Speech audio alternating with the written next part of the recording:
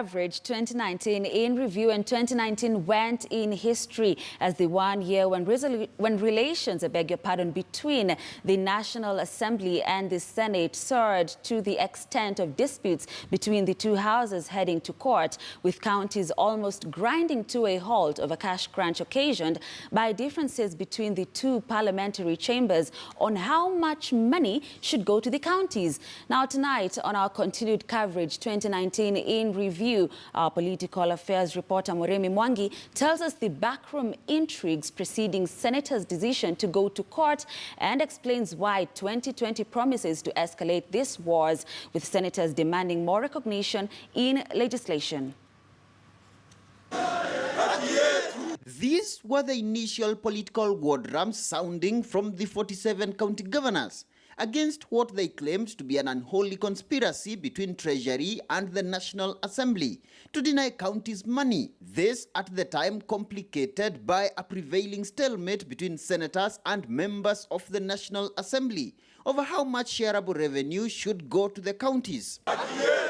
And no sooner had the governors lodged a petition at the Supreme Court then senators also began a separate march from Parliament buildings to the Milimani Law Courts against members of the National Assembly, whom they accused of sidestepping the Senate in critical legislations. The senators were demanding nullification of 18 laws that President Uhuru Kenyatta had already signed into law. The leader of majority has done. The raw emotions between senators and members of the National Assembly at the time virtually palpable. Anywhere written parliament now, they have changed. They have said we must write National Assembly and Senate.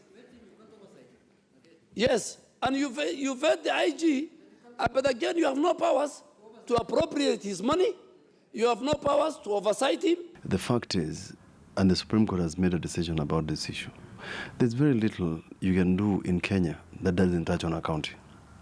Kenya is divided under Article 6 of the Constitution into 47 counties, and therefore anything you do affects the county. The Supreme Court eventually dissuaded governors from court, instead asking the county chiefs to work with senators to resolve the cash dispute with the National Assembly. These parliamentarians eventually did, setting the shareable revenue at 316.5 billion shillings, down from the senators' demand for 335 billion and the National Assembly's initial offer of 310 billion. But as the governors' revenue war ended, tough wars were separately brewing within power corridors in Parliament and in the office of the President over the Senators' resolution to petition against the 18 critical laws, most of which were in the implementation phase, among these being the Health Laws Amendment Act, which senators opposed over its likelihood to open floodgates for counterfeit pharmaceuticals in the country, and the Kenya Coast Guard Act of 2019 that allowed President Kenyatta to establish and deploy the Kenya Coast Guard, a specialized maritime force deployed to guard the Kenyan waters alongside the Kenyan Navy. Sources say that the office of the President, through Head of Public Service Joseph Kinyua, attempted to intervene by dissuading senators from going to court.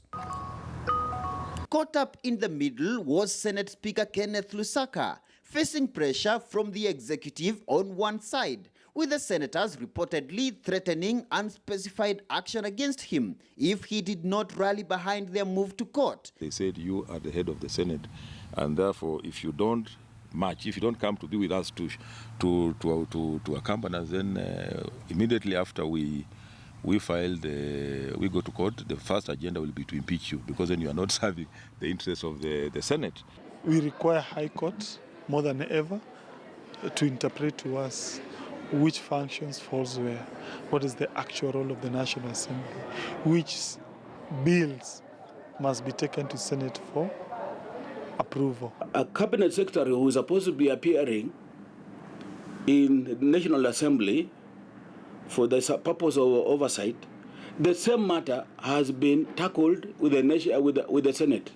Then sometimes, as the leadership, sometimes we get beaten because, you see, we can also not keep cabinet secretaries running up and down in Parliament. Article 110(3) requires that we, in matters which affects the counties, we need to have a concurrence with the Speaker of the National Assembly. So they were saying that aspect was being abused, and that is why maybe they feel the National Assembly was taking some bills for assent without concurrence of the Senate, and they were feeling that this was like undermining the Senate. Recently, Treasury presented a proposal to Parliament to raise the debt ceiling to 9 trillion shillings, 3 trillion above the current national debt of 6 trillion shillings. This proposal was debated and passed in both houses. Thank you, Honorable Speaker. The decision to include the Senate in the passage of this proposal largely being a departure from the National Assembly's tradition of excluding senators from critical money bills. But a development analysts argue could be a product of the senators' earlier decision to go to court that caught the attention of key executive policy decision makers, including Attorney General Kihara Kariuki. But while the Senate has consistently presented itself as the more serious of the two houses, both senators and members of the National Assembly largely stand accused of going slow on their oversight mandate after the surprise March 2018 Kenyatta cooperation deal with ODM leader Raila Odinga that virtually killed opposition in Parliament. Jubilee and ODM have all the soldiers, and all the soldiers are on the executive side. We have very few. ANC has 14 members. The National Assembly. Ford Kenya has 9.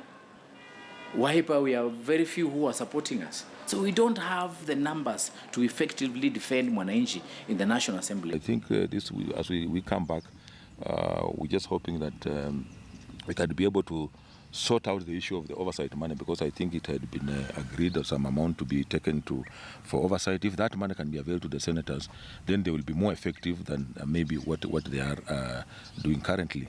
If just 5% of the money going to counties was put for oversight between the Auditor General and the Senate, I believe that oversighting would ensure that at least half the money stolen would not be stolen. Senators' fight for an oversight kitty is expected to hit a fever pitch in the next year's budget drafting process, but with the end of the dispute between the two houses far from sight. So I think 2020 promises to be an even more interesting year for Parliament as both houses prepare for their return from recess in February. Muremi Mwangi, KTN News. That has been our continued coverage 2019 in review with Muremi Mwangi, and we now want to take a short break.